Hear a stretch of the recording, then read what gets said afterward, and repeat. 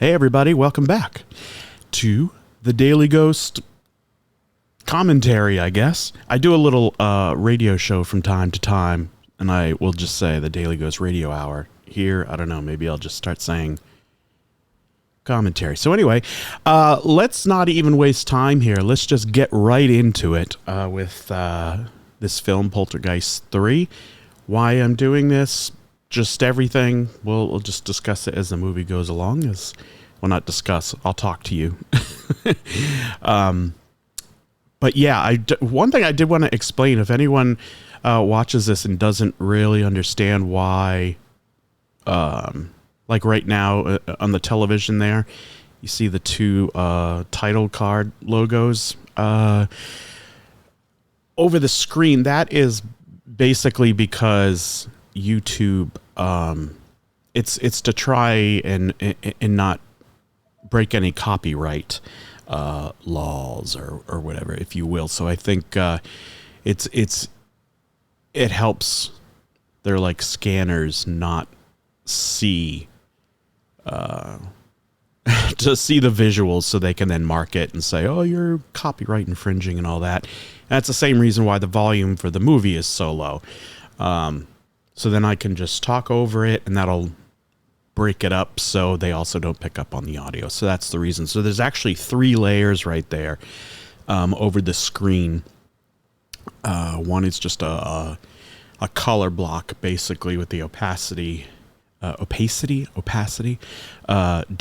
and then we got 2 different logos. So I just wanted to explain that. I'm sure there's probably some people who don't really understand what the deal is with that, because I know it's not the prettiest thing, but it's necessary. It's, at least so far, it's worked for me, and it's been a good way of still being able to show the movie in a sense. So whenever I finish recording this, and I upload it and just hope that it doesn't pick up on anything. Hopefully it won't today. I've had luck with it so far. It seems to work. So anyway, let me press play on this right at 0.00000000. So just cue yourself up and get ready to press play right now. Did I press play? I didn't press play. There we go. Okay, so yeah, MGM Communications, MGM United Artists, they used to be combined into one company.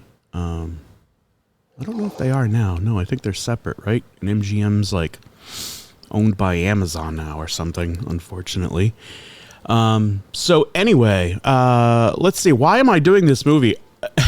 Because I know, everyone knows, that this is not exactly a popular film amongst many people,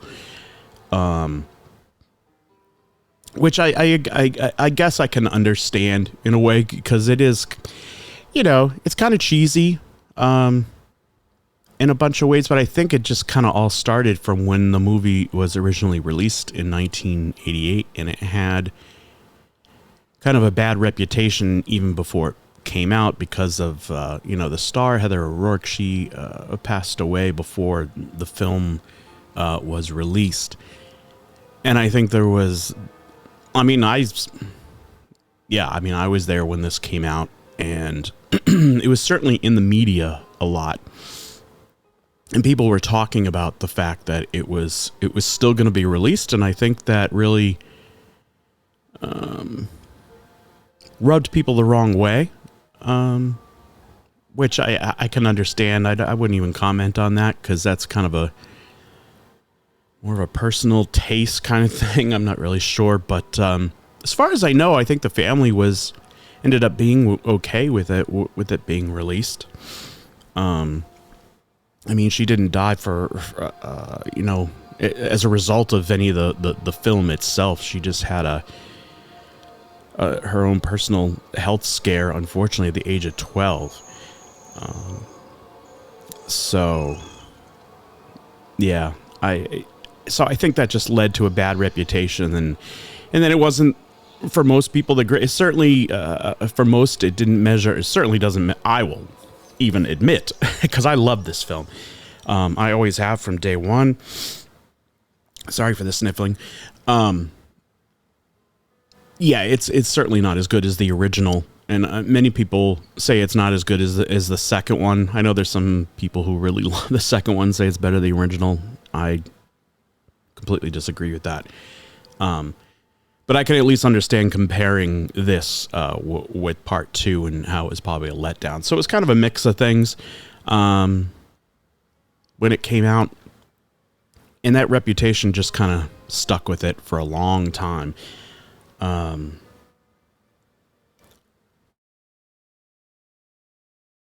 I think there has been some kind of a reevaluation for some people who can at least hone in on the qualities that I think were always there that people should enjoy. Let me turn that volume down just a little bit so we don't get busted. But I think it's still maligned by most. There's definitely some fans. There's people who are reevaluating it, and at least it's getting a little bit more love than it used to. Not a lot, but I think a little bit more. Why I like it, I think, is if you've seen the other commentaries that I've put up, I'm kind of doing movies that I've always enjoyed and not necessarily understood why people were so against against them. So I did Club Paradise, Caddyshack 2. That's a rough one because I know people really hate that one. I still love it. What else did I do? European Vacation. I know a lot of people like that.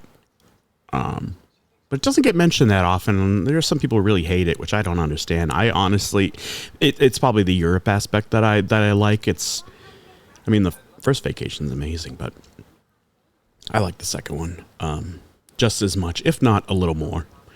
So Poltergeist 3, yeah, it's just it's another like an underdog kind of movie. I don't even know if underdog's the right word because it's not like this amazing thing that people missed out on for I thought I had skipped forward into the movie for some reason. I bet you're all thinking, yeah, I wish we had. But why are you here? So what was I saying? Yeah, it's nice that it's, there's some new love for this. So anyway, yeah, this is it's certainly interesting because it had such a, they completely went in a different direction with this one. Since I love this film so much, and you'd think I would know a little bit more about it, but I can't recall why it is that they made such a drastic change. It could have just been that, the original cast members, Craig T. Nelson and Jo Beth Williams, didn't want to return. I'm assuming that's what it was, for whatever reason. I'm sure there's multiple reasons. They're just tired of it. Whatever. Maybe they didn't get enough money. Who knows? But I think that's the main reason they said, all right, well, we got to go in a completely different direction if we're going to do another one of these. And they really did go in a different direction. That threw people off too, which I can understand. But I liked it. See, that's part of what I liked about this. And that's kind of what makes it a little bit of an underdog, because they really made such a major change here. And not everybody was along for the ride. Yeah, so what they did was they made Heather O'Rourke go and see her aunt here, who's portrayed by Nancy Allen, who, of course, is a kind of a horror movie legend. I don't know, legend, but she's notable. She's been in quite a few horror movies. So it was great. She plays the aunt of Carol Ann. And in case you forget the little girl's name, it will be repeated numerous times in this film. That's one of the things I remember when this came out. You can find the review on YouTube, but when Siskel and Ebert, I keep grabbing my ears because I have these new headphone things that I'm using sometimes, and they're pretty good, but they kind of tend to come out a little bit, even though I've changed. I must have weird ear holes or something. I just, these kind of headphones, it's hard for me to get them to stay in. So anyway, that's what I'm doing. What was I saying? I lose my train of thought here a lot. Nancy Allen, Heather O'Rourke. God. Yeah, this is going swimmingly, eh? Well, that's part of the fun. Yeah, so so Heather O'Rourke, yeah, she goes to, I don't know if she's like living, that's the thing I'm a little, I mean, she's going to school, so I guess she is living with them somewhat permanently. Maybe her family died. Someone can correct me on this.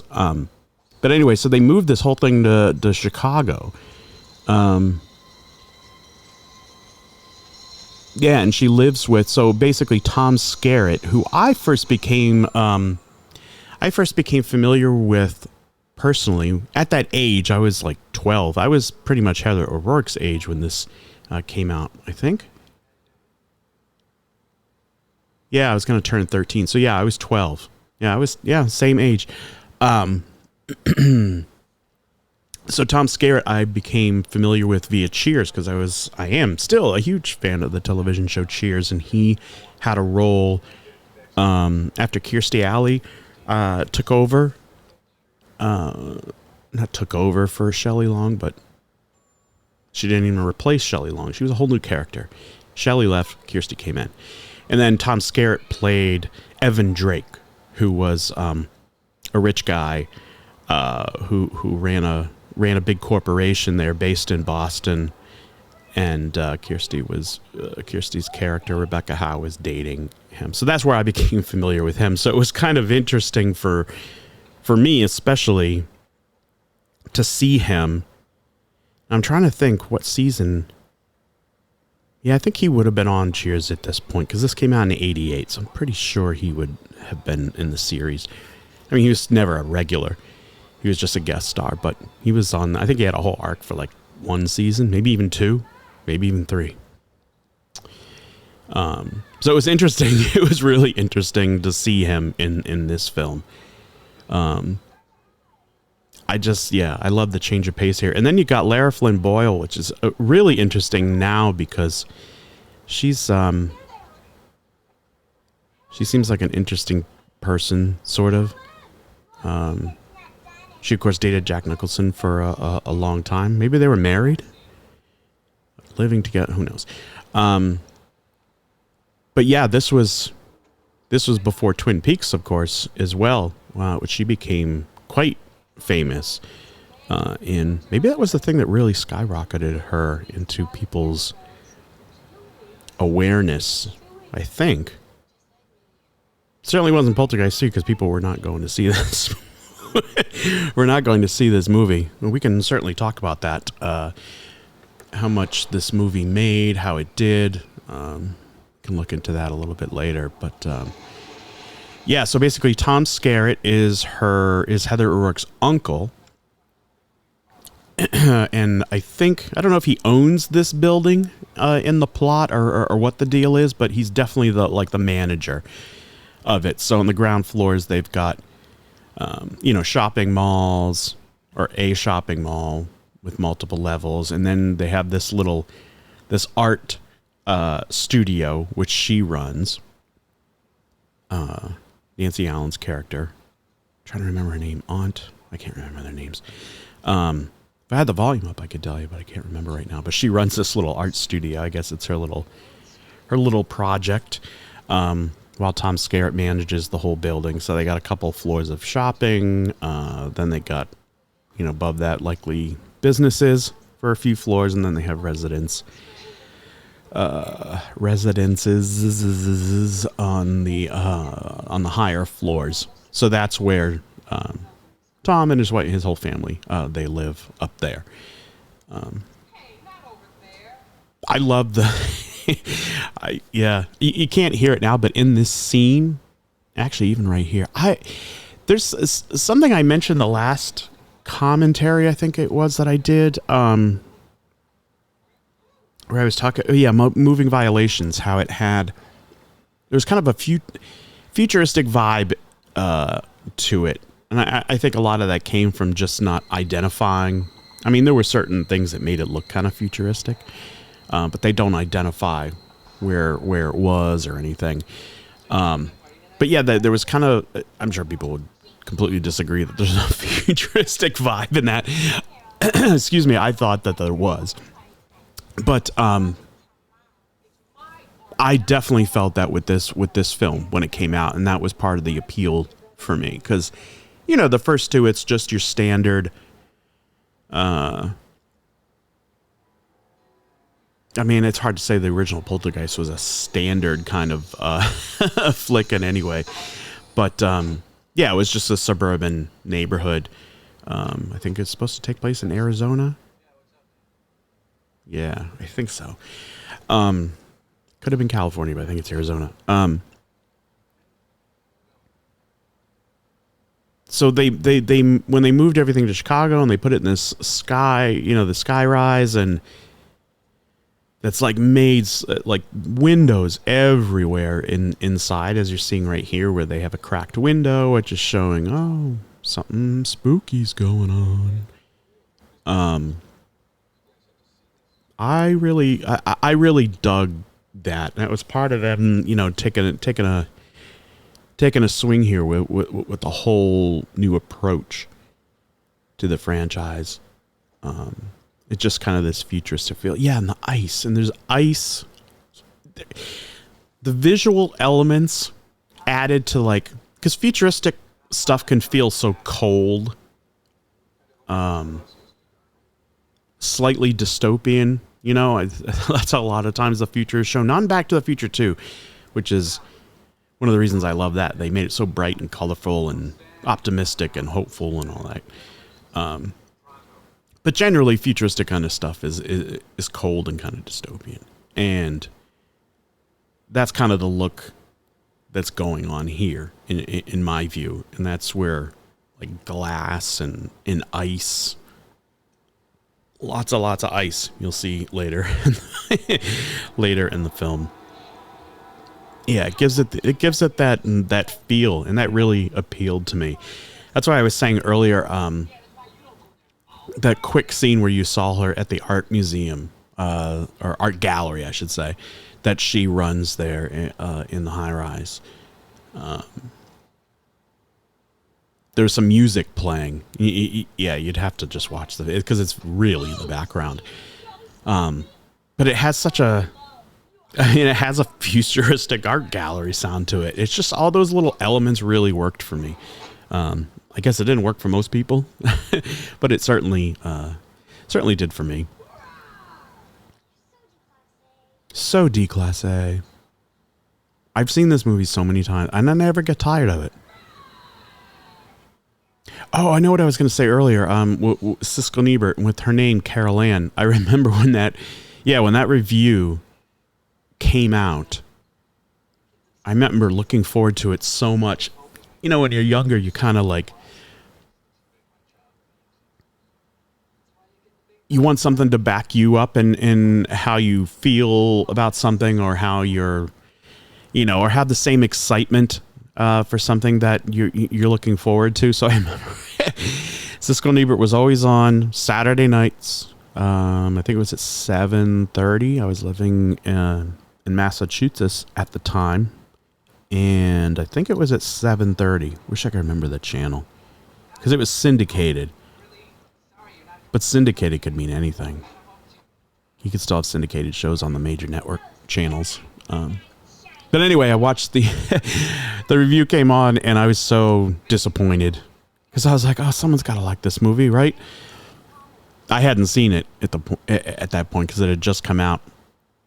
But yeah, they ripped it to shreds. You can find that review on YouTube, but they mention how, I think they said like that they should have just called the movie Carol Ann.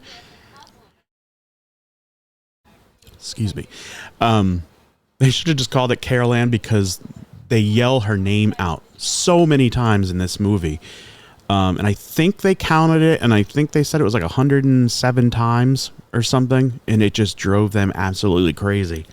Which is interesting, because when I saw this for the first time, I honestly didn't...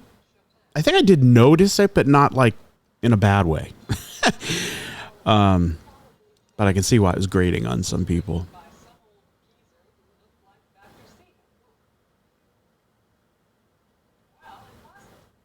Yeah, and I kind of thought that everything that they were doing with the mirrors, to me, that also like felt futuristic. And visually, I thought it was just. I'm so sorry. My nose is so itchy while I'm recording this. It wasn't until right when I recorded. Maybe it's psychosomatic or something. Um,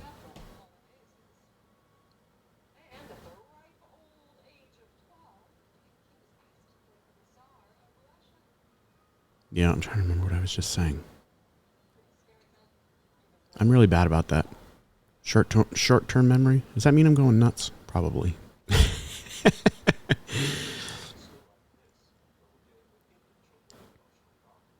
Oh yeah, visually all the glass stuff. I thought was an excellent move, and they do an excellent job with it in in many ways, in the different shots and the way they set them up, and then with the effects that you'll see later, which to me was really impressive because it was still all practical effects. So everything that you're going to see later is, they're really doing it, and to do all that with mirrors and stuff, I can see how mirrors. Did I just say glass?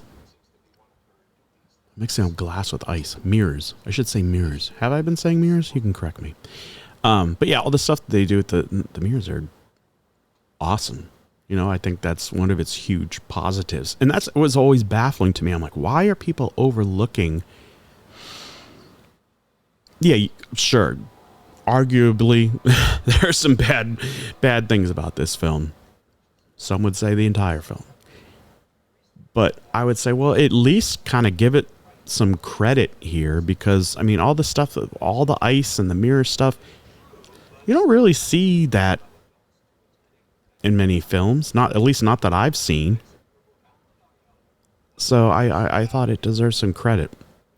And this was from, let's see, Gary Sherman was the director on this film.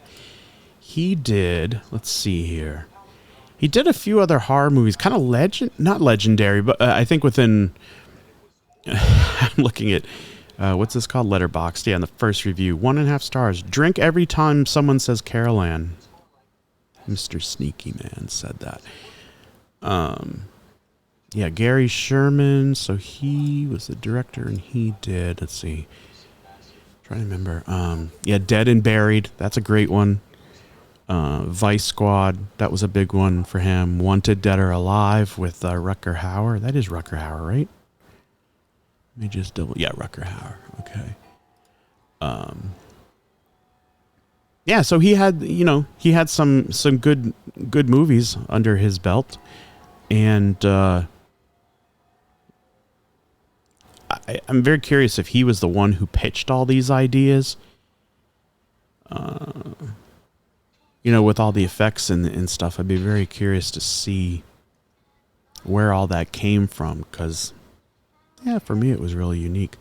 So anyway, Gary Sherman was the director on this one. Who is the writer? Brian Taggart and Gary Sherman. Okay, so he was also one of the co-writers and an executive producer. Okay.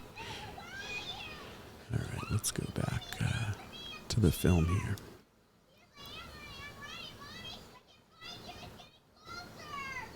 One thing I can't... This guy who plays... I guess he's a psychiatrist or a psychologist. I think psychiatrist. Still not too keen on his performance. There's something a little off about him. It never took away from the movie for me, but yeah, there's definitely something off about his performance. And see, and that's when people we're watching this and saying, where's her brother? Where's her parents? And instead, you've got this guy doing not that the performance, he just has a weird aura to him in this film. I don't recall seeing him in anything else.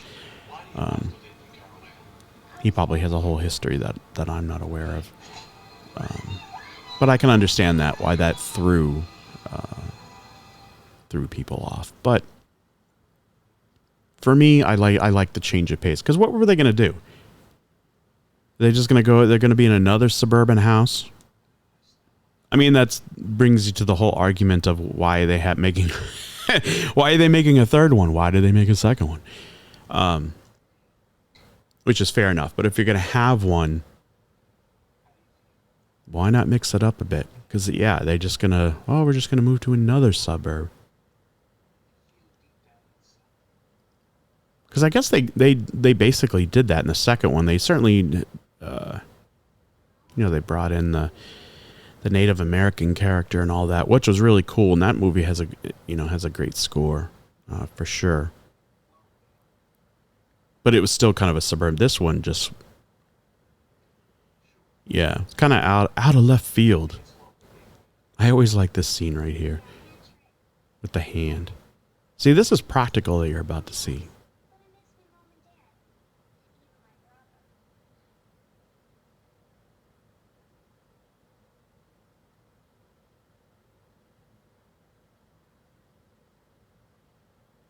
Mm.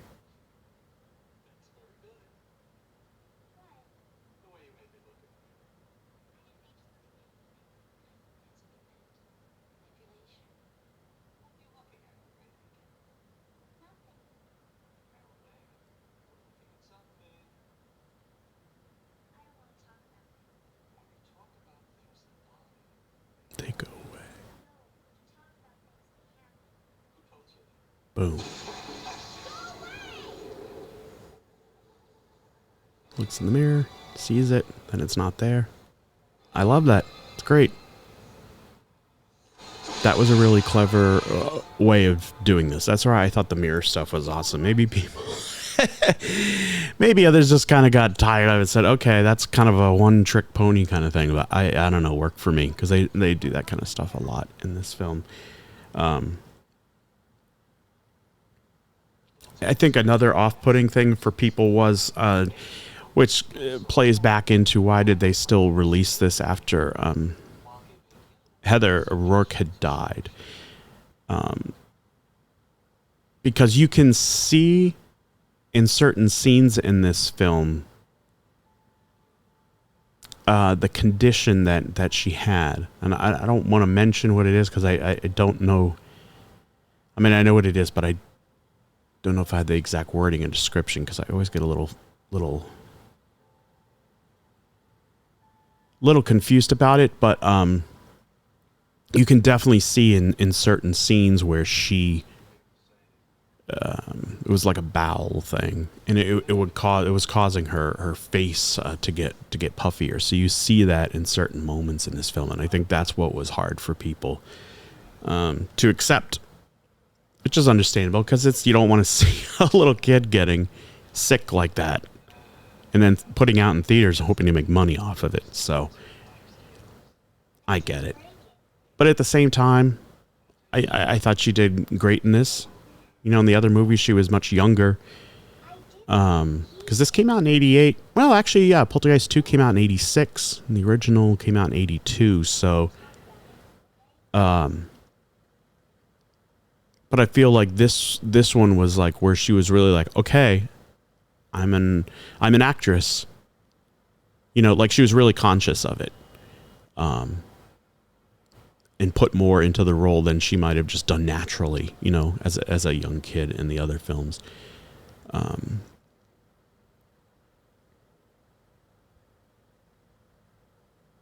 So yeah, I totally understand that.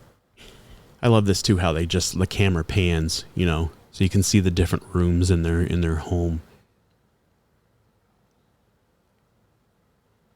It's another great shot. Also, because yeah. They do a good mirror trick. Well, not trick, but another place where they use the mirror rather smartly, in my view. And I thought these two played off really well. I thought that they were.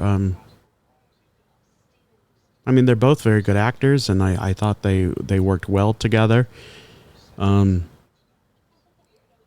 And it just worked for me. They look like a kind of, you know, hip 80s successful couple. Yeah, it worked for me. I'm always struggling to find the things that people hate about this movie. I just don't know how one can hate it. You can dislike it, but I feel like hating is for something where it's just like, okay, like if this couple didn't work, this is not working at all. And Heather's not a good actress, and the special effects are bad, and you can't really say that about any of that, you know? I love this scene right here.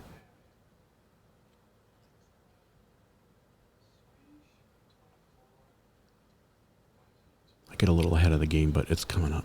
Oh, here we go.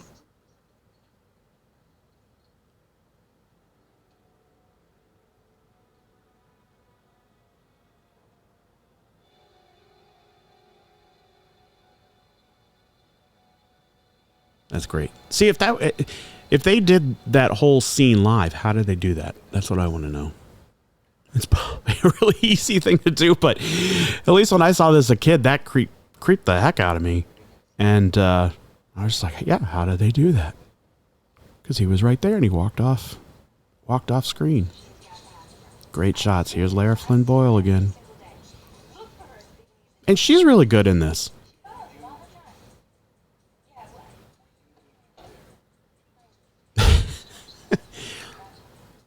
Yeah. Mm-hmm.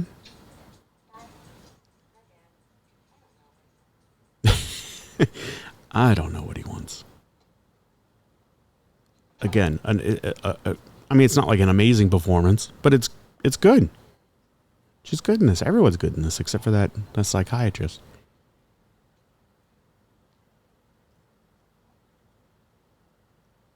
I have looked up some stuff about the making of this film. And I believe on the screen, there's a Blu-ray from Scream Factory they put out a few years ago. I think it's out of print, but you can probably still get it on eBay or something. Yeah, it's got a new commentary. I mean, this disc came out some years ago now. 2016? Yeah, 2016. Really? Wow. But I'm trying to see it. Yeah, there's commentaries, an interview. It's a lot of interviews. I thought there was a making of on here, but I guess not. But yeah, I've definitely read some things online, and found some other kind of behind the scenes stuff that you can see. There is behind the scenes stuff on here for sure, and you can find stuff on YouTube. This even has the different ending to the film, because they redid the ending. We'll get to that later, I guess. But yeah, you can hear that music again, the art gallery music.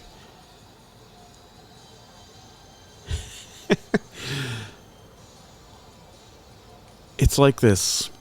I don't even know how to explain it. It's just that it sounds like art gallery music. It's just so fitting.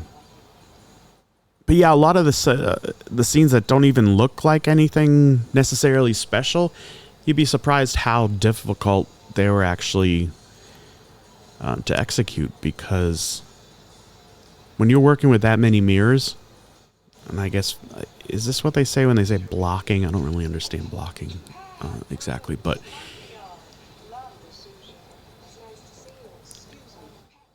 it's nice to see that in films like this, where you're just like, what do they even do? Like, I don't know.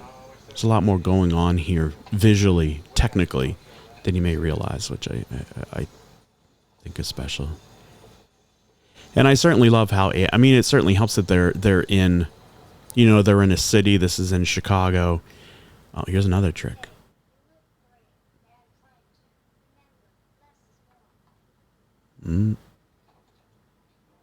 Hey.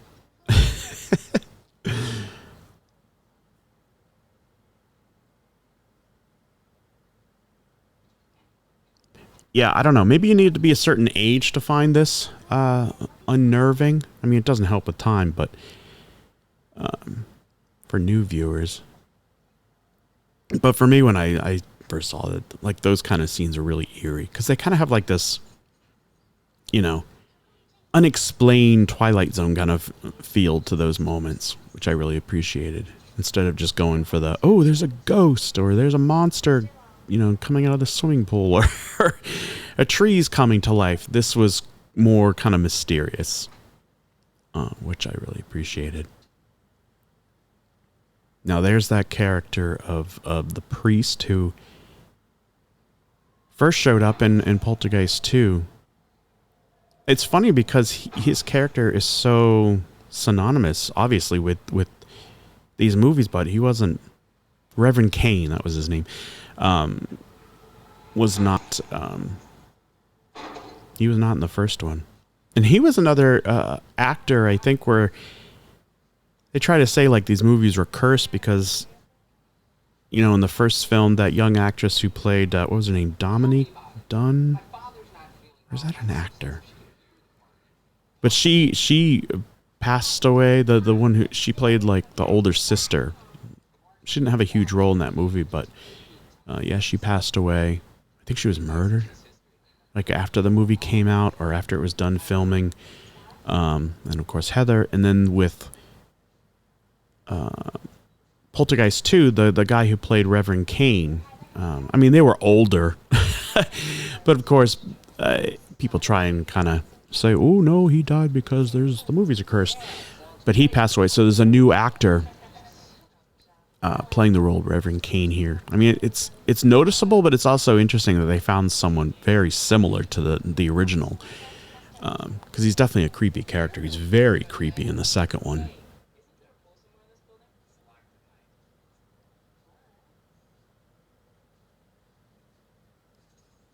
Uh-oh, they got keys. Oh, she's using a speak and spell. I think we all had those as kids when we were younger. I loved that thing. And I had a speak and math, I think it was called. That one was fun too. That one was like a grayish color. It wasn't as fun as speak and spell, from what I recall. But I definitely like using it.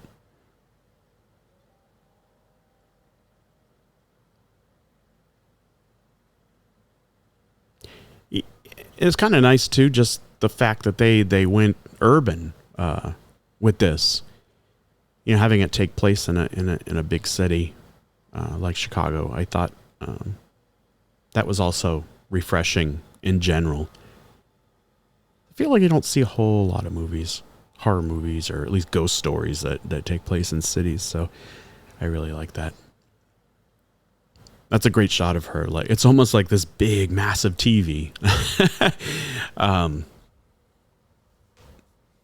You know, calling back to the original one. See, watch this scene. This is awesome. Puts her hands up.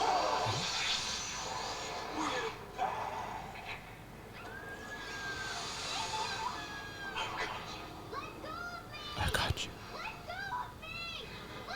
See, that's why I think that Reverend Cain, the actor, didn't work for people as much as it did in the second one. So that was another strike against this. Because his voice is a little strange. You can even hear it the way he was saying, "I got you." It's just something about the tone of his voice. It's just...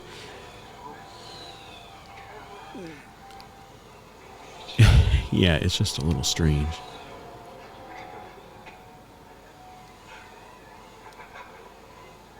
I love that scene where the fingers come through the mirror and latch onto her. How do they do that? It's crazy.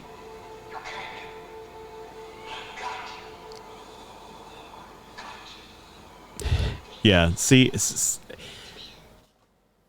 but of course, then we got the return of Zelda Rubinstein, Tangina. Was she in the second one? Shoot, I don't remember if she was in part 2. Maybe... yeah, maybe that role was replaced in a way by the shaman character. Oh, no, she was in the second one. Okay. That's interesting because I don't completely recall her being in that, but she clearly... Oh, no. Okay. No, I remember. Yeah, she was definitely in it. So that was cool. She was in all three of these movies. Her and Heather, I guess, were the only two who showed up in both of these films. I think Zelda died, not recently, but I'm going to embarrass myself. She probably died like 20 years ago.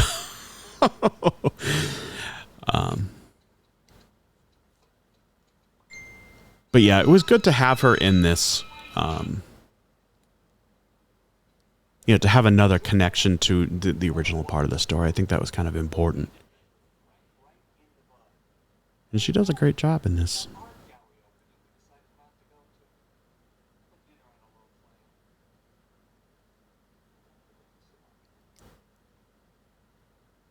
Yeah, his whole aura, he's like a pompous ass, basically.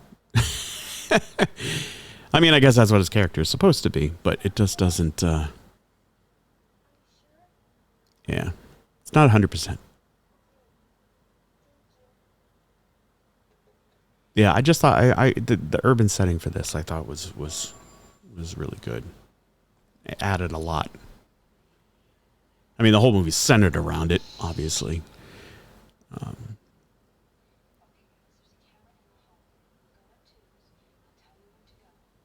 Let's look up some facts about this movie. Oh yeah, we were talking about box office earlier. So let's see. The budget apparently was around just under $10 million and ended up making $14 million. I'm assuming that's just in the US, but that could be worldwide. Release.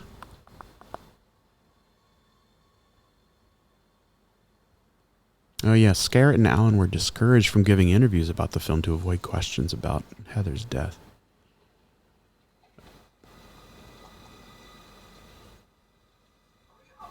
Okay, so Poltergeist 3, yeah. Man, that's bad. It opened in 5th place. Wow, that's really bad, especially for... Yeah, people were just like tuned out of it, basically.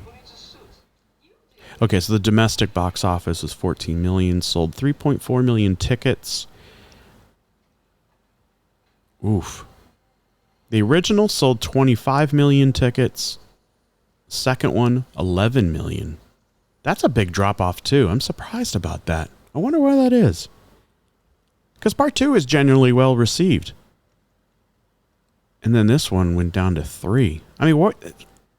That's the thing. It makes you wonder, like, why the studio is like, we need to do a third one, because it wasn't artistically the motivation, since they had to, mix it up so much due to people who were not like returning for this film.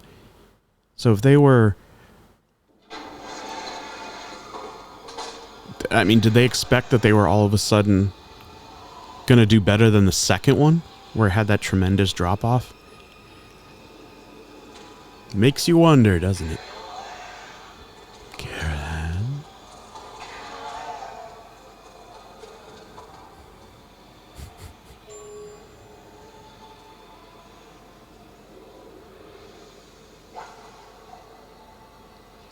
Yep, more mirrors, and he's like in the mirror. That's excellent.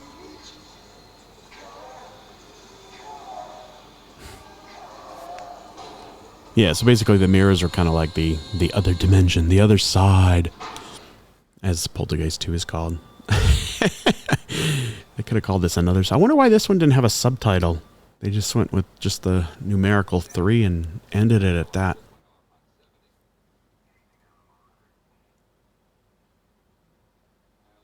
And it does make you wonder. I wonder a couple of things, like if she hadn't passed away, how this movie would have done. Maybe it would have fared better. I mean, maybe that was... Maybe the studio just thought, well, we can probably sell another 11 million tickets, and then they had the stroke of bad luck with Heather's passing, and then that just ruined it. So I can understand that, but it's always diminishing returns of sequels, and yet studios always make them. It seems pretty rare that a sequel, like a second, will make more than the first. I mean, it has happened, but I don't. It's pretty uncommon. See, even this one, when we were watching this in '88, just like seeing all this stuff looks so high tech at the time.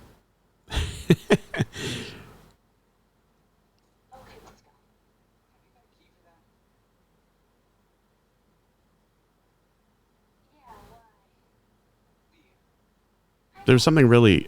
I always thought it was intriguing too, just the fact that they did so much in that building because they lived there, they could go shopping there, they worked there. They were just kind of self-sustaining there in that building, which I thought was I like that aspect of it.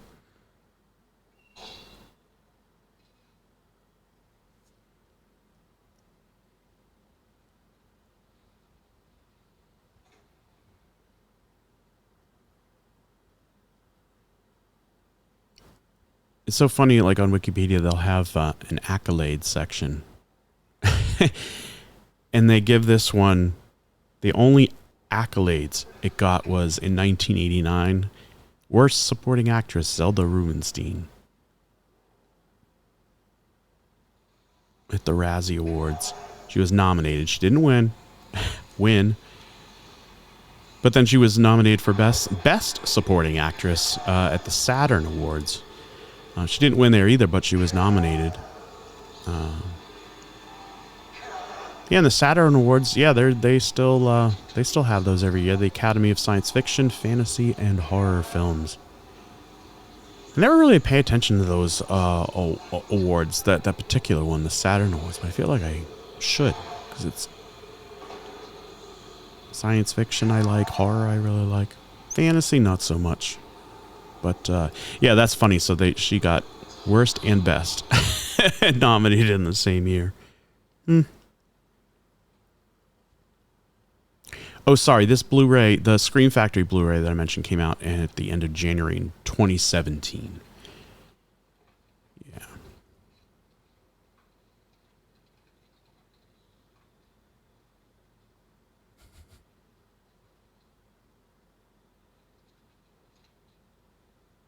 I love how they're all excited to party with a 6-pack of Coors.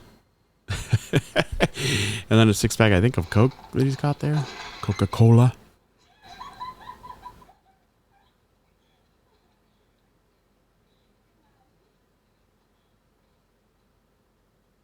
See, even little scenes like that, I can see why people are just like, it makes them cringe. To me, that is endearing to me. just the bag pops from them getting so close. And it pops, whatever. I don't know. To me, that's funny, but I can see how it's cringy to others. Yeah, and this was interesting to me, too. Especially, like, someone... I just lived, in a small town in southern Massachusetts. Seeing, like, the sky rise, and they've got swimming pools inside. Like, this is, like, a whole other world to me. Futuristic. Good lighting there in that scene. I really like how her both their faces are lit up. Yeah, and all the monitoring that they can do. That's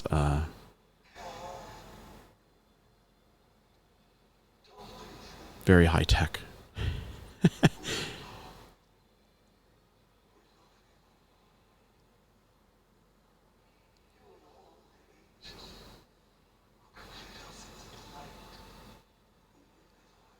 Yeah, I just love these visuals. It's so cool. There's an aesthetic to it. It really appeals to me. Like all those lights along the wall and the way they're lit and they're glowing. Looks awesome.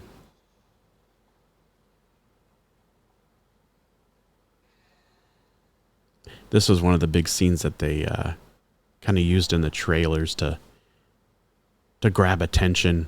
Where she stands in the puddle here, and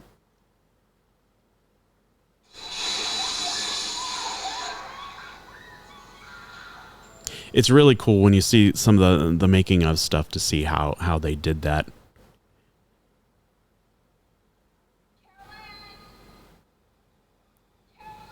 Carol Ann, Carol Ann, Carol Ann, Carol Ann. Yeah, they really do say her name a lot. I mean, I guess that should have been the subtitle, right? Poltergeist 3, Carol Ann. Carol Ann, Carol Ann, Carol Ann.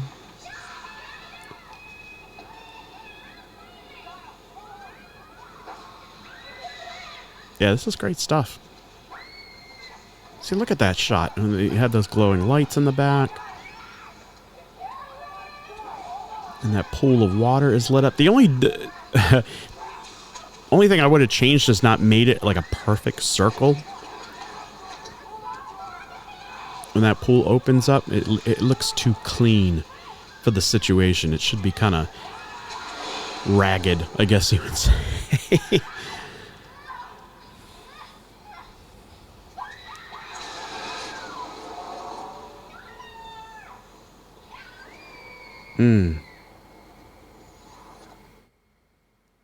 I love that sound, the way it just seals up like nothing even happened. Very creepy.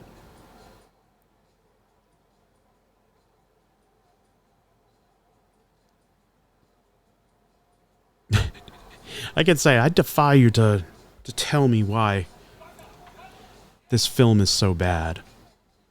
And someone then will, and I'll have to accept their points as valid. I just love this. I just love this movie. It's just fun.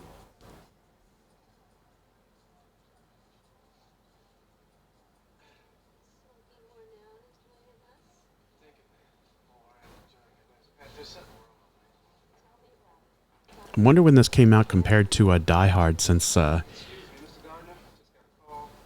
was in 1988 as well, and of course all took place in that Nakatomi Plaza in Los Angeles. That building really does exist in LA too.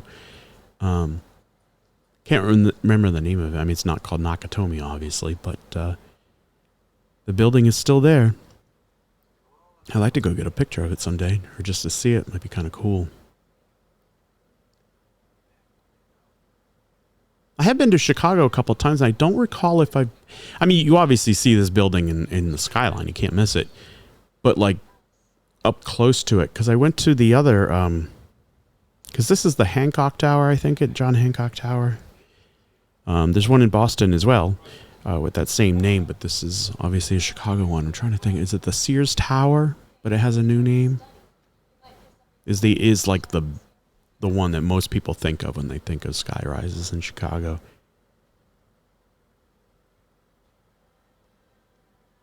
So I have seen that one. I went to the top of that one, but not this one. I wish I had remembered to go see it. Maybe I'll be back in Chicago at some point one day.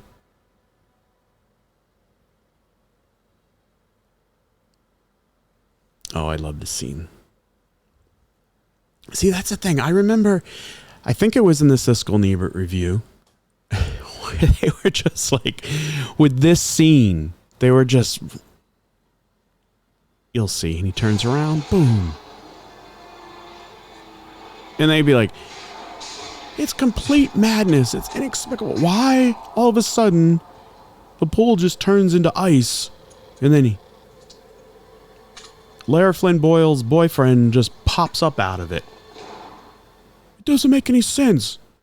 It's so stupid. Like, what are you talking about?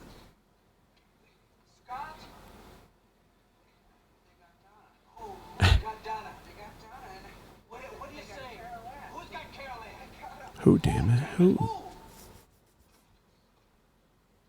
He's an owl. I love the way she walks in. I know that's weird, but like her posture, I don't know, and the way she turns around that corner, she's very strong in her entrance, especially standing next to that pompous ass. But when they are complaining, why does it turn to ice? Where did that come from? Like, I don't know. Where did Chewbacca come from in Star Wars? Like, what are you even talking about? It's part of the movie. It turned into ice. Accept it and enjoy it. Oh yeah, I love this walk too. It's little moments like that. This scene, oh my god. This scene looks incredible. And this is almost, let's see, 98? 2008, 18. Almost 40 years old. And it just looks awesome.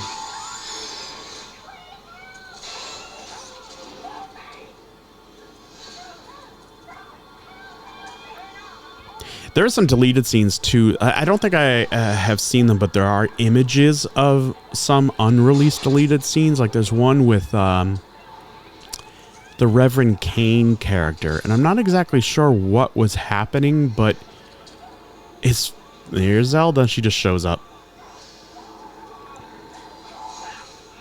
because she was already flying. That's why he saw her in the plane. She felt that something was going on, so she started up on a trip to Chicago. I remember some people being upset. Oh, why did she just show up out of nowhere? Are you paying attention? She's like clairvoyant. Yeah, look at her face. She's like, She's so good.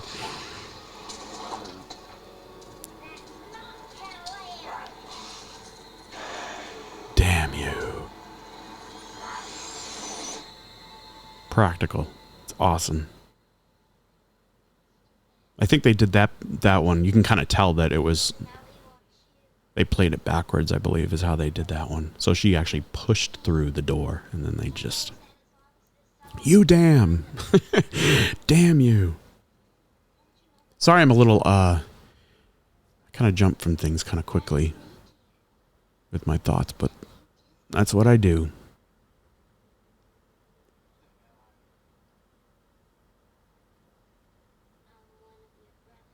But yeah, those effects are fantastic. I love it.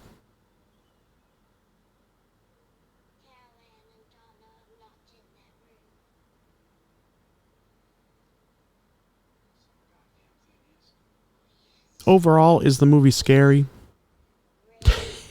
No. It has creepy moments, and that's what I liked personally. But yeah, can you say this is a scary horror film? Not really, but it definitely has its moments.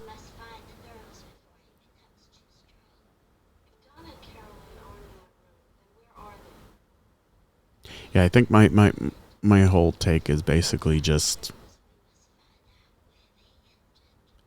this movie just never got a fair shot,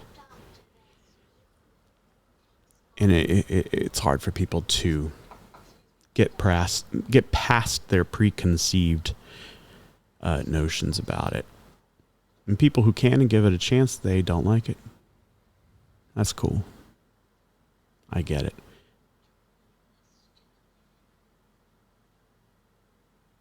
But yeah, it's these underdog kind of movies that I like. So we did Poltergeist 3, Caddyshack 2, Club Paradise. Man, people hate Club Paradise. European Vacation. That's not really an underdog one, but yeah, there's definitely a trend. Oh, Moving Violations, that was definitely an underdog one. Yeah, there's definitely a trend. But these kind of things always appealed to me, and I always something about sequels too, because it's funny because I'm not really a sequel guy. I mean, I do like them, but I guess I enjoyed them a lot more when I was younger, and they just kind of stuck with me all these years. Nowadays, when they do sequels, and I mean, I barely even like the movies that they're putting out in general, like from Hollywood at least.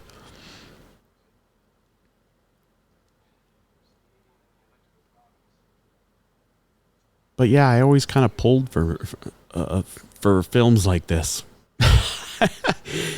I don't know what that's all about, but and maybe that clouds my way I watch these or enjoy these films. But yeah, that's how it goes.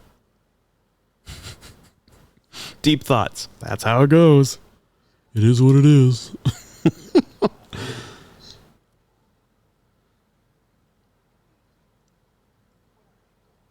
Nice to see he got all the ice off of him. That's fantastic. Carol Ann? Carol Ann? There is a website. I was so happy when I found this site many years ago, and it's still there. Poltergeist3.com, and it's Poltergeist .com. Someone who clearly loved and appreciate. It's kind of a cool website because it's pretty old school looking. They did update it when this special edition Blu-ray came out from Scream Factory. But yeah, I was so excited when I saw this site. I'm like, oh my god, there's someone just as loony, someone as loony as I am in their love for this film. It's unfairly maligned.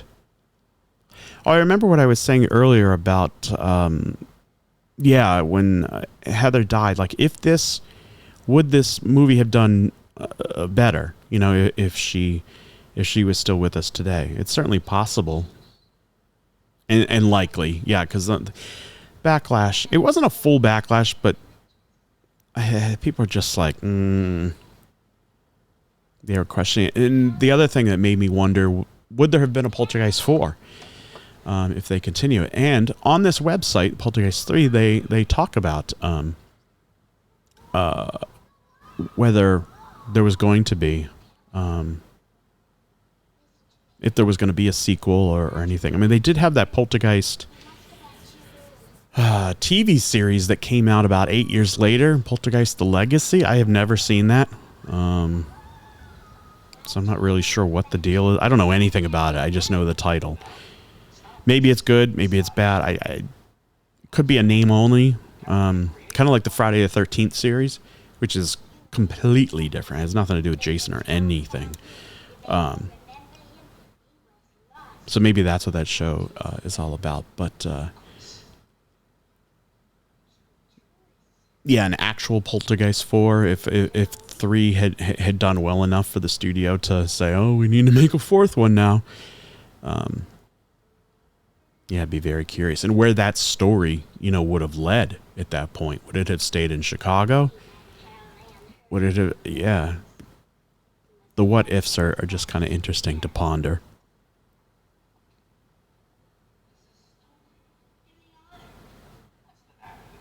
Zelda Rubinstein she was the lead in her own film, which I've never seen. And I always wanted to. And I remember when it came out, I think it was like 89, called Anguish. Or was it 90? And I just remember the poster to it. Because I've never seen it. But I remember the poster. Let's see here. Anguish. Oh, and when did she die? She died in, 2010. Oh, my God. So that was 15 years ago. Fairly recently. The way time goes by faster as you get older, it really does feel like it was just yesterday. Oh yeah, she was in Southland Tales. That's funny. But Anguish, let's see. That came out, 1987.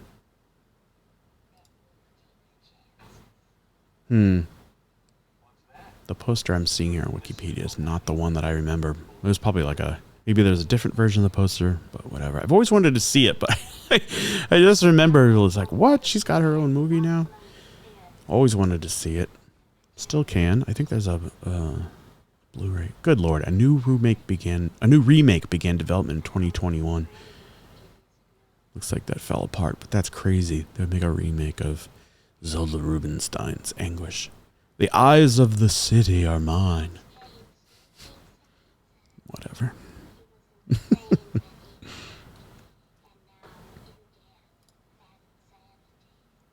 She was also in Under the Rainbow. I wonder if anyone here remembers that movie with Chevy Chase and Carrie Fisher. And it was about all the little people that were in the movie The Wizard of Oz. And it was about, because I think it is true that all the little people in that movie, that they all stayed in like one hotel. I believe that part of it is true. And so it was just a crazy scene because you have all these little people who don't, there aren't many. And then there's like a million of them. I don't even like saying them. That sounds weird. But they all stayed in a hotel, so it was a pretty crazy scene. So debaucherous. So yeah, they made a movie about them at the hotel. That came out in 1981. It's not a great film. It was poorly received. People hated it. It bombed. It's not looked at very favorably by any means. It's more of an interesting watch just to see. Oh, this is a great scene. See more mirror stuff.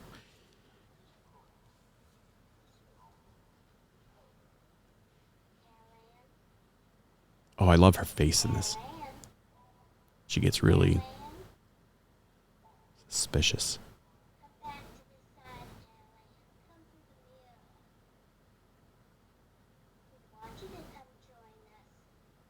Mm-hmm.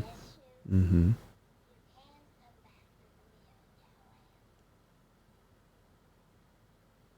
Creepy.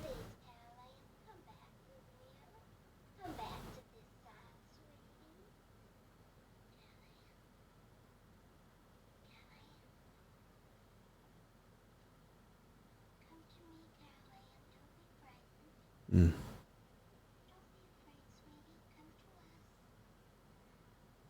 See? Mm. Yeah, right here.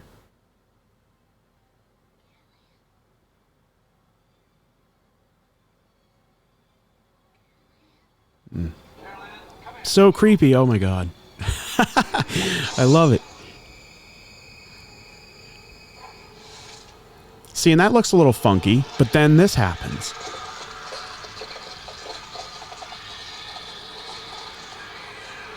This is like almost like Dawn of the Dead vibes in a way.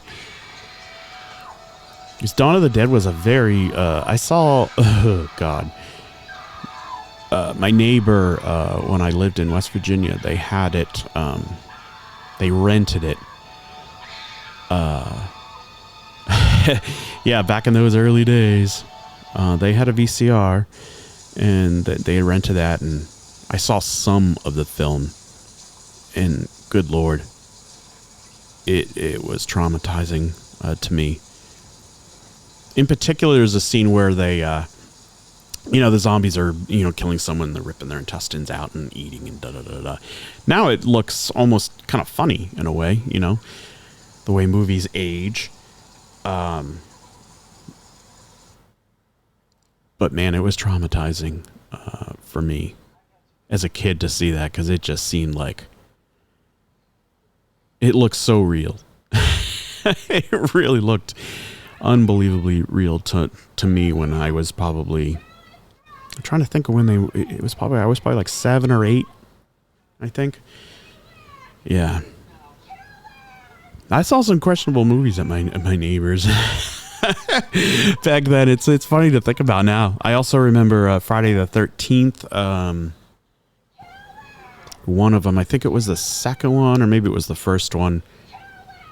And there's a scene where one of the teenagers gets an axe in their head, and it just no, sorry, it wasn't the axe. It was I think it is the first one. They get a hammer. The blade part of a hammer, like, rammed into the back of their head, and oh man, that freaked me out. Because I never even, at that age, you don't think of things like that happening. It doesn't even cross your mind. Not like, oh, I never want to see that. It was like, what? That's something that could happen to somebody? Someone would put a hammer into someone's head, into the back of the head, and to see it, and for it to look so real. You got Tom Savini doing all the effects, who also did Dawn of the Dead. What an icon he is. An absolute legend.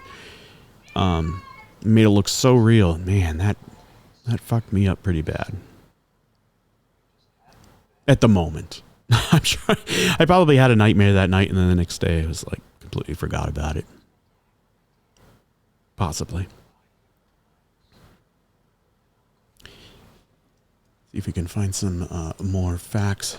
I always say I should be better prepared when I do these recordings, and then I don't prepare as well as I should. Let's see.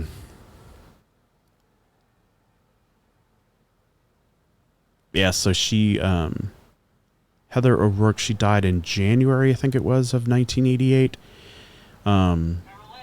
They filmed the movie the previous summer. And towards the end, you could see where she's getting sick. She went home. She got better.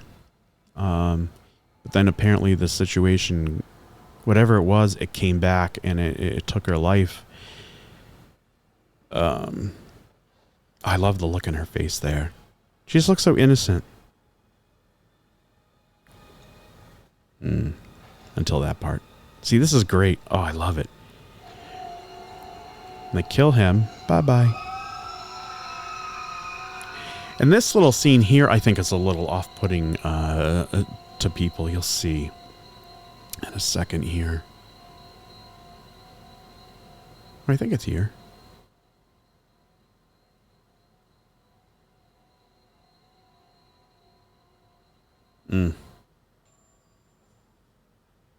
Oh, right. Yeah, here it is.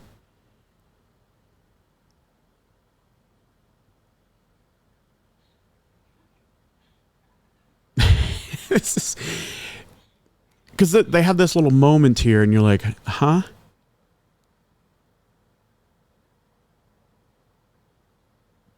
You'll see. Again, I'm ahead of myself. Not this moment.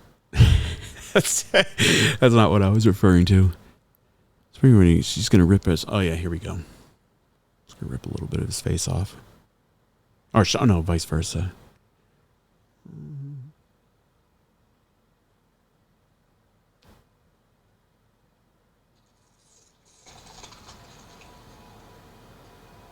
So it's got a whole flap of skin, rips it off her face, and then they just walk away. Like, why did they do that? What is the reason for that?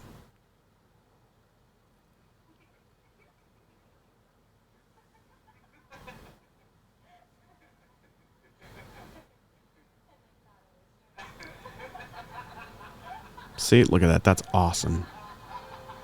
They were there, and then they aren't there. All done practically. That's some difficult shit to pull off. But why? What? I don't even understand. I guess that was their way of showing that they're still possessed or whatever's going on there with those two. I just feel like they could have done it a better way, because it doesn't. It's not like the effect looks fine, but why? I don't know. There's just a better way of doing it. So there's one thing. It's not all that great. Yeah, so anyways, Miss O'Rourke passed away in January of 1988, and so they had about 6 months there before the film came out in June 10th, 1988. Let's actually look at, so if this movie opened up in 5th place number 5, let's see what beat it. Poltergeist 3.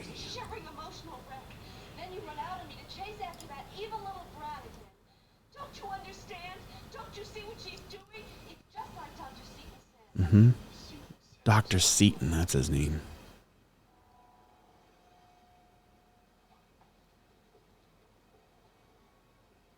It's funny watching this now for like the 100th time. I feel like I'm enjoying it even more. Why are people such haters? Okay, let's see. Opening weekend, June 10th to 12th. So opening that weekend also. Okay, so let me do this. The number one movie was Crocodile Dundee 2, which was in its 3rd week of release, and they had already cut it down by 427 theaters, and it was still number 1. Number 2 is Big, the Tom Hanks movie. That was in its 2nd week. And number 3 opened that weekend as well, was Big Business with Bette Midler and Lily Tomlin. That's a very fun movie. Seen that many times. If I recall correctly, that some of that took place in West Virginia. I think that's where their characters were from. I think. Or was it Tennessee? I think it was West Virginia. Oh, whatever. That's a fun movie. In fourth place was The Presidio, which just has Sean Connery. It's about The Presidio. I think that's like an army base or something in the Bay Area of San Francisco. Yeah, so that was number 4, and then Poltergeist 3 was number 5. Oof. Man, that is bad. Okay, now those effects right there are not good. Why they even kept that shot in there with the animals like barely moving, it's just stupid. The rest of the visuals is cool. I always love how there's just like a lot of fog and dry ice effects going on.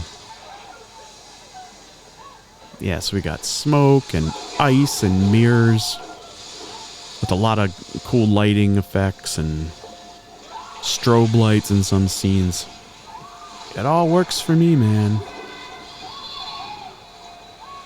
And Poltergeist 3 did not, that opening weekend, it didn't beat any of the other, so those are the only like big movies that came out that weekend.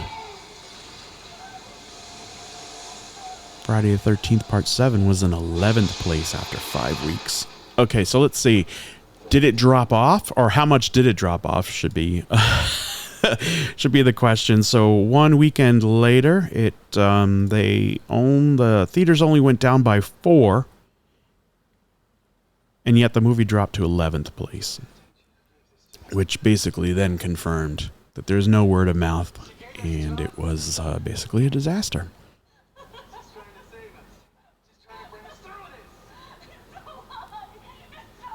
It's all a lie. The other is just mentioned, the second weekend that this film was out, the other movies that came out the following weekend were Red Heat with Arnold Schwarzenegger and what's his name? James Belushi, I believe it was. That opened at number 1. The Great Outdoors with John Candy and Dan Aykroyd opened at number 3. And Bull Durham opened at number 6. And I think Bull Durham, had word of mouth. I think that, let's see. Let's look at one more weekend. The following weekend after. Oh, yeah. So what did we say Bull Durham was? No, it stayed. Well, it stayed in 6th place. That's pretty good. It added theaters and it stayed in the same place. So anyway, that following weekend, Poltergeist 3 went down one more spot to number 12. And the only new movie that came out that weekend was Who Framed Roger Rabbit. Opened at number 1. I saw Who Framed Roger Rabbit in the theater. That was great. I saw Poltergeist 3 in the theater too, I think. I think my dad took me to see it. Pretty sure I did. Man, I would love to see a screening of that nowadays. Strike a new print. This whole scene is fantastic here in the garage. Everything is covered in ice.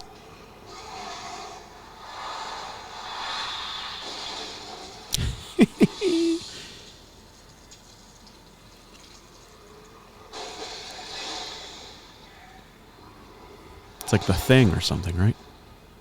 This is a ripoff of The Thing.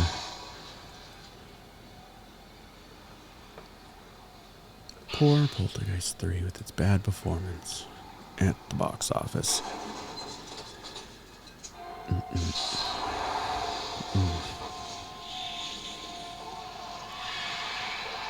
Then they set it all on fire. The ice all disappears. And then life can go on.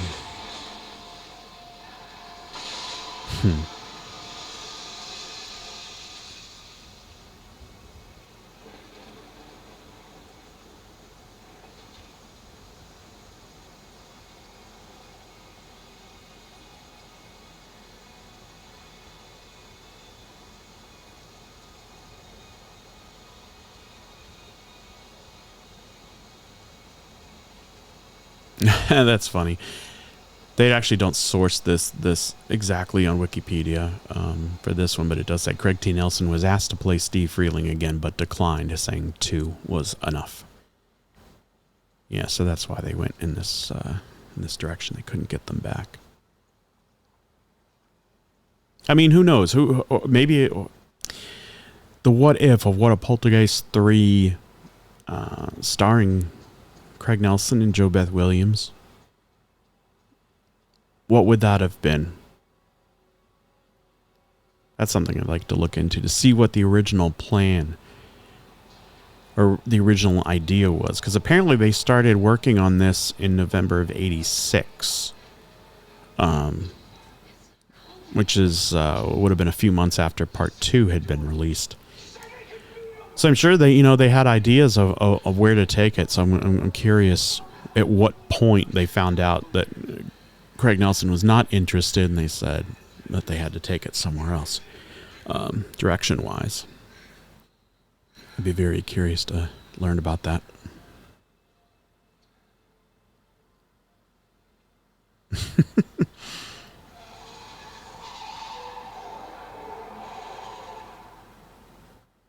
And you think, oh God, is this movie ever going to end? Oh, this is the humor break. Look at you. You disgust me.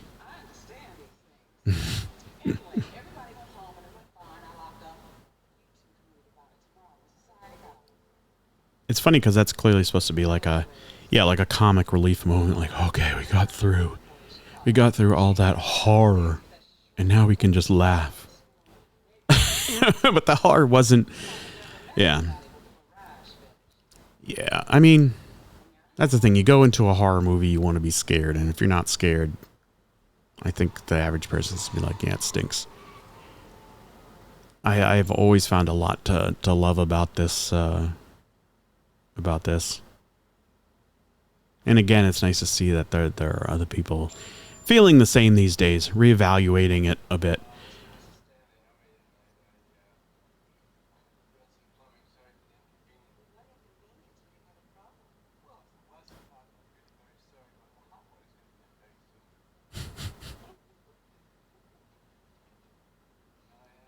It's not over yet.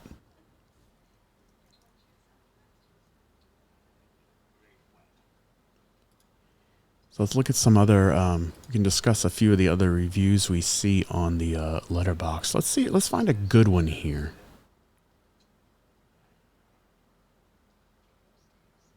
Actually, do see some really good ones here. A 4.5. All right, let's read this one. Or a little bit of it. Because honestly, like I don't look up to see what other people who do like it. I've never kind of done that before. I think because I don't want to see the bad reviews either. So I just ignore the reviews altogether, so I don't have to sit through all the bashing of it. So this one is from a guy named Tony the Terror. 4.5 stars. I've never really understood why this movie isn't more widely loved because I love it so much. Okay. I mean, it's a 98-minute whirlwind haunted house spook show set in a high-rise. What's not to love? The atmosphere is perfect with all the cold grays and blues and mirrors everywhere. Even the few scenes that take place outside are cloudy. So beautiful and drab. Okay, this guy's talking about language here. When I was a kid, that scene with Lara Flynn Boyle crawling out of Crispy's house Rubenstein was horrifying. As an adult, it's just one of the greatest scenes ever. As a kid, I found that scene with the puddle to be simultaneously terrifying and completely awesome, and it's still the latter. Also, as a kid, I really wanted to live in that building, and as an adult, still wouldn't mind it. I'm not saying this is a better film than the original, because that might be a bit much. But I'm totally saying that I watched this one more and honestly love it more. Because I guess 80s mod mirrored ghostly gray haunted high-rise jams are just who I am. That's great. Besides, when Dawn is all, it's Anne Klein too. It is so damn 80s. I love it. That's a great review, Tony. I like that. That's interesting though, because he's mentioning a lot of the things that I liked about it. So that's yeah, that's interesting.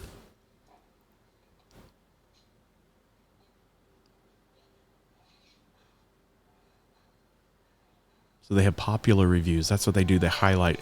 So there's one other popular review that's also a good one. Let's read that one. So the negative one I mentioned earlier, where it says drink every time someone says Carol Ann, 1.5 stars, and that's all they said. That's a popular review.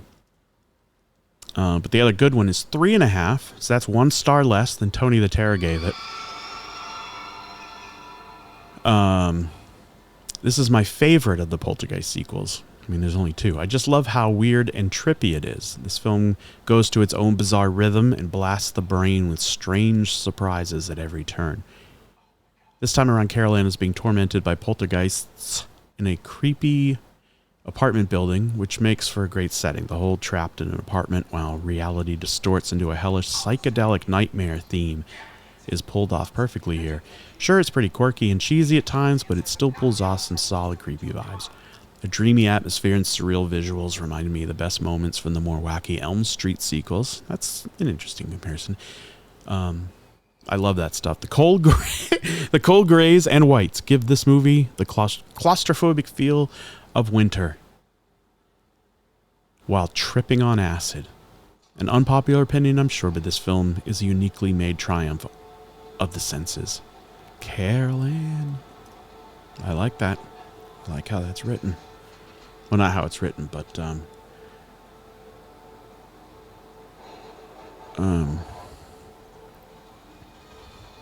let's see here. Yeah, so this is, I think, this is like the climactic scene. And the original ending isn't all that much different. It's not like a huge change. I mean, I guess it is a huge change. Visually, it's not all that different, but kind of plot-wise, it is.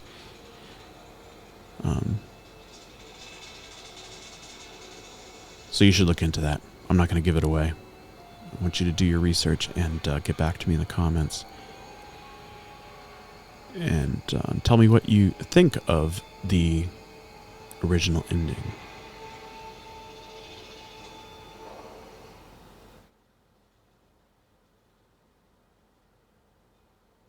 It's funny when they say original ending, because the original ending really is what you see, right? When the final version comes out, that's the original ending. I mean, there was an alternate ending that they didn't end up going with. More creepy Reverend Cain. I like that they went outside.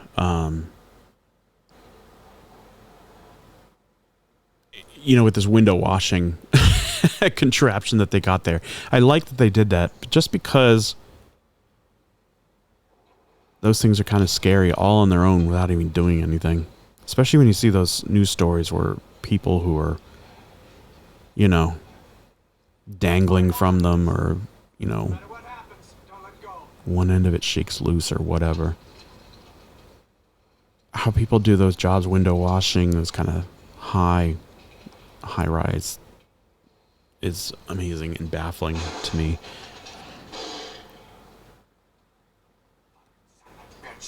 The lighting here is awesome.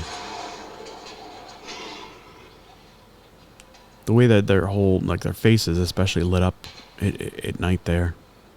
I mean, obviously they're not outside that building in that moment, but that's the thing, is, to me, it looks really, really good. It really looks like they're there outside. And thus, the lighting on their faces looks awesome. Oh boy. Pat, that's her name. Patricia, I assume, is her full name. Aunt Pat.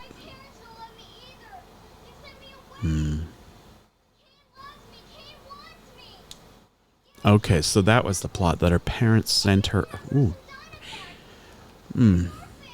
That's messed up. I wonder why they went with that angle. Like, she wasn't just going to visit or, like, take a year off or... 12-year-old needs to take a year off.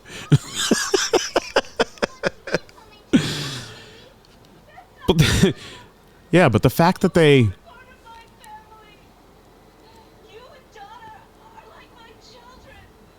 They send her away. I mean, that's the way she's putting it, of course. I'm sure that's how it felt to her. But I would like to... I love the way she sticks her arm out for that. It's hilarious. Yeah, but what was the full... send her away for... I know that there's someone out there watching this. Is there anybody watching this? But there's probably going to be someone watching this and going, dude, they told you exactly why they sent her away earlier. Haven't you seen this 100 times? That's kind of how I watch movies, where I'm very, like, visually soaking everything in. That's always getting into the atmosphere. Atmosphere is like a huge thing for me. Movies and music. So, like, little details, plot details get lost on me a lot. I'm more looking to, like, how real does this look? How or like the visuals are pulling me into the scene. And that's what this one did for me, the film overall, just because the whole thing just appealed to me. And look at that poster. Yeah, the theatrical poster that I got up there behind me. I used to have an original print of that. You can still get an original print of it. Now I have like a reprint version of it framed, and I haven't hanged it yet. Actually, it's very strange because these aren't like my favorite movies, but Poltergeist 2, I got an original of that one from 1986, mint condition, and had it professionally framed just because I love that. It's all black, it just says Poltergeist 2, and it has her picking up her little toy phone. It blends into the poster design. I just love that. So basically what I'm saying is it's one of my favorite film posters. But Poltergeist 3 is too. I just love that. I mean, it looks so ominous, the lightning around the building, and she's so small compared to the building, and just that simple type font there that they got. And Roman numerals, man. I love Roman numerals.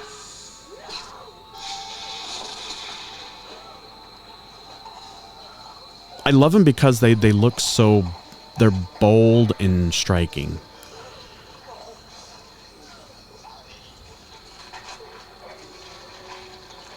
Yeah, I guess I can see where...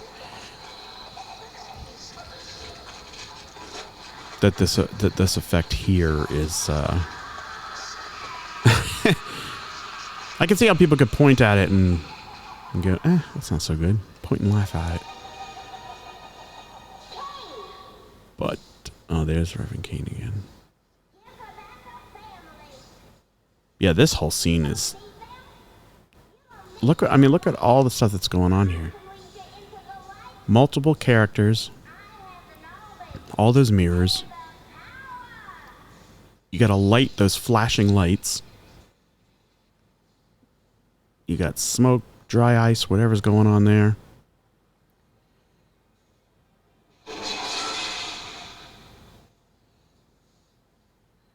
Yeah, there's just a heck of a lot going on there.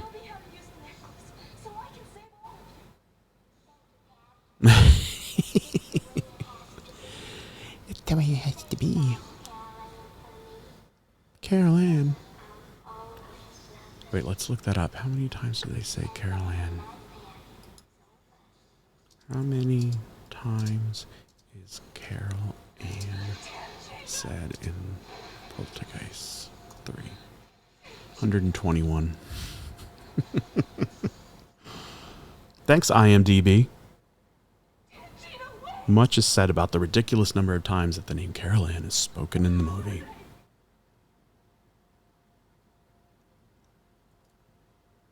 And I get it. That's ridiculous. Of course it is. I mean, you can hear it. How many times do they need to say it? But to say this is like one of the worst movies ever made. Get the hell out. I can't wait to read the comments on this video because I'm sure there's going to be mostly bashing of this film. Because that's all I've ever experienced with this movie is nothing but bashing since the day it came out. Actually, no. Since before it came out. I remember being really sad hearing about her passing too. I remember seeing, I think the news was on Entertainment Tonight. E.T. So who would have broken the news? Is that John Tesh, I guess? Yeah, probably. People used to make fun of me because John Tesh, he record. I guess it's new age music. Is it new age? Yeah, but anyway, he has albums. I don't know if he records them anymore, what he's up to. Is he even alive? I don't know. But I had one of his CDs, Tour de France. I haven't heard that in a long time, but I liked it when I was a kid. I thought it was good. I don't even know why I picked it up, just because, hey, I know him from Entertainment Tonight. That's kind of strange. And the final shot of John Hancock Tower. One thing I really remember, and one thing I don't like, I shouldn't say I don't like it, but this music, I have the soundtrack to this on CD. It's funny because there's a label called, and I think I'm pronouncing it right, Very Saraband or Saraband. I don't know how to pronounce it. Very Saraband, let's say that. But they've been releasing soundtracks for a long time, since I was a kid. They're still around today. So they put out the score to this. Joe Renzetti was the composer. I think it was on record as well. But I picked up the CD actually a few years ago.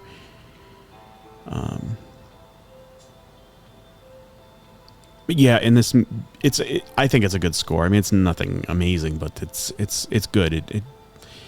It adds to the movie overall. But this song, this particular piece of music is just always so sad because it just sounds like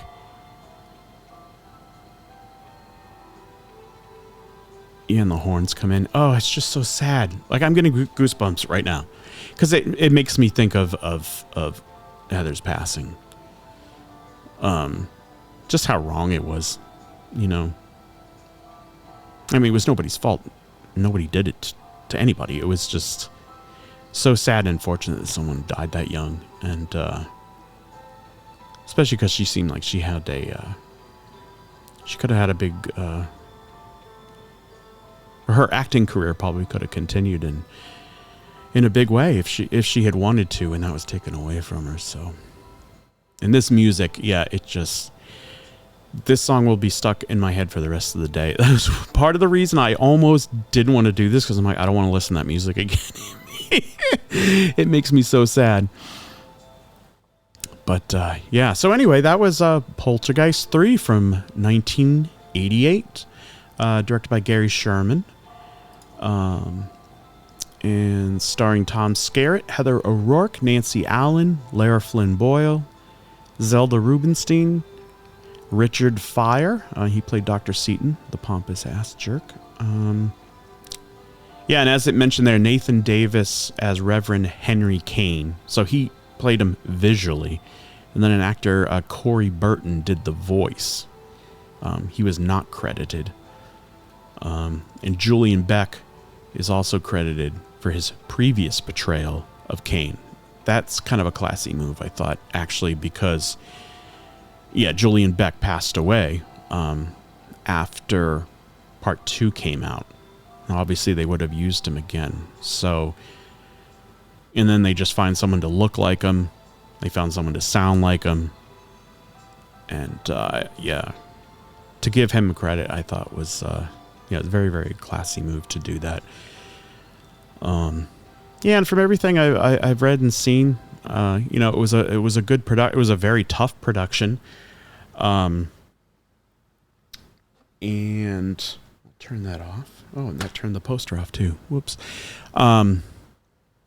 Yeah, and I guess it was a good production. Again, it was a tough one, but you know, everyone got along. It was a very positive experience for most people, from what I've gathered. So it's nice to have that, because usually, you know, when you find out a movie was also just like troubled in numerous ways, it just kind of adds more to it all.